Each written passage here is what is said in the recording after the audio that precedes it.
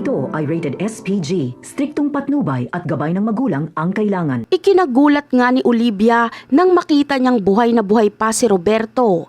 Ibig sabihin lang nito na palpak ang nakuha nilang mga tauhan.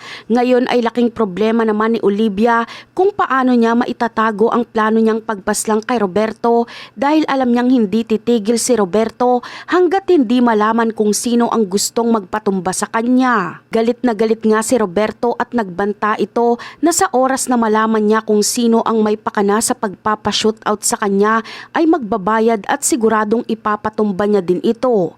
Ayon pa kay Don Julio ay walang iba daw umano na gagawa nun kundi ang mga taong gustong pumalit sa kanya sa pwesto. Dito ay lalo ngang kinabahan si Olivia dahil hindi malayong matumbok na siya ang taong ito.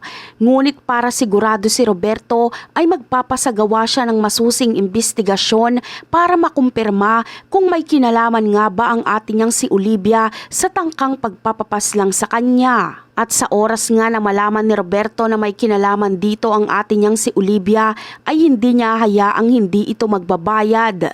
Sisiguraduhin itong sa kangkungan ito pupulutin o baka mas matindi pa dito ang sapitin ni Olivia. Ngunit sa oras na mangyaring mapatunayan ito ni Roberto ay hindi makakapayag si Don Julio na mapahamak si Olivia dahil proprotektahan niya ito sa abot ng kanyang makakaya dahil anak niya ito. At yan ang aabangan natin sa susunod na episode. Bye!